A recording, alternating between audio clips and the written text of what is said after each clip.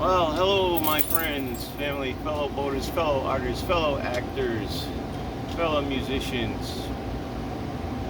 Here we are. It's hot. Heat factor over here is going to be like 105. We're at June 12th today. It's my grandson Cole's birthday. Kibo, come here. I got a lot of questions to answer. I hope that we can be seen here because I don't know if I got this thing adjusted right. Maybe not. Last week,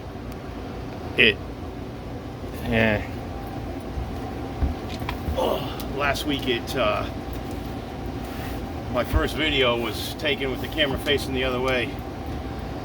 This is blog number 23, so welcome. So some questions.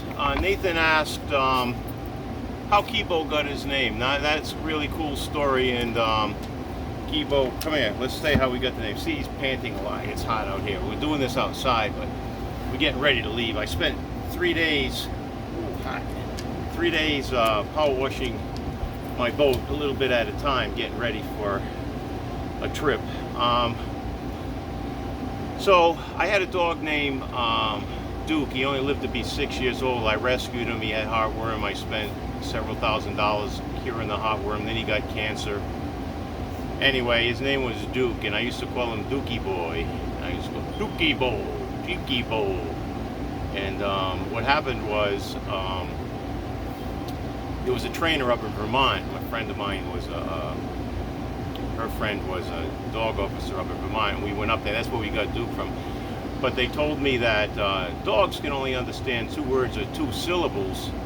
So I used to call Dookie Boy. I started with Dookie Bo with that southern twang, and then I just started saying Kibo, Kibo, Kibo. So I said if I ever got another dog, I'm going to name him Kibo. Yeah, he's talking. So that's how I got the name. There's a little bit of a story when I got him too, that it was really weird because I never heard the name before, but the person, oh, he's gonna knock it over. Ah, Kibo. Oh, he just walked by and he didn't knock it over. The camera. So the person that I got the dog from, they had 10 of the dogs, and she decided to go into the business of finding homes for dogs and helping people because her dog named Kibo died. It was a tearful moment, but a joyful moment. During the last blog, Kibo was sniffing up in the air all of the time, and you probably saw that, and I forgot to mention it. When there's going to be a thunderstorm or there's going to be rain, he's coming. Come here. Come here. Here goes the tail. He's going to knock over the camera. Ah! Kibo, come over here. Come on up. Over here. Over here. Yeah. Sit right here. Sit. Come here. There you go. Sit. There you go. You got to keep him away from the camera. It's hot. I got quite the migraine today, so I apologize for that. The heat probably does it. Whenever it's going to rain, that happens too. Go ahead. Go do business. When I tell him to do that, he goes and pees on the pylons on the dock. Go ahead. Go pee on the pylon. Good boy. A little more activity today. He's got to let everybody know he's doing it. So I had a carbon monoxide detector go off in here. One of my batteries got really low. I had to replace it this week. And when you charge it, you fill it up, it produces sulfur gas. I didn't know that. It's something new I learned. So be careful with your batteries on your boat. Don't go in there, Kibo. Like I said, we got a 105 heat factor. People say, how come you always have your shoes off? Well, that was another question. Well, the reason I have my shoes off is because you never wear your shoes on a boat. First of all, any black heels, he's going to knock it over. Oh, he didn't do it. He's going in and out because the camera is sitting inside the door right now, and I don't know how he's missing it, and his wagging tail isn't hitting the pole that it's standing on. Also, you never want to walk barefoot on the docks. Over here, the wood is really splintery. If you go out on the dock here, you get splinters. The wood is old. It's not a new dock at all where I'm at right now. Don't wear flip-flops. Everybody comes down wearing flip-flops. I might have covered this in another video, but you get the flip-flop caught on one of the cleats, you're going in the water, you're going to break a toe. You don't wear flip-flops on a boat. wear boat shoes. Boat shoes are designed so that they don't scuff. Because you wear black shoes, you'll notice you get on somebody's boat and you don't take your shoes off. That's etiquette. They're gonna be buffing out black scuff marks. I have a hat that I wear too that I wanted to talk about, but I can't seem to find it. It's the hat you see in a lot of the videos. It's a NASA hat, and what it does is if it's hot out, it feels cool under it. If it's cool out, it feels warm under it. It's that wide brim hat you see in my other videos. Here he goes, he's gonna knock it over. He didn't knock it over. He's a really smart dog. I mean, he literally has this much space to walk in and out of my door between the camera pole and this. Hi Richard, how are you? Good, sir. How are you today? Good, thanks. It's a pretty day. It's a beautiful day. A little hot, but beautiful. That was Richard. He's my neighbor down the way. You will never meet anybody that takes better care of his boat than him. He's got a tree farm that he has, but he comes down here and his boat looks like it just came off the showroom floor. It's a sailboat, and he likes to go sailing. I met him since I've been down there. He's lived here all his life. He's a nice, real nice guy.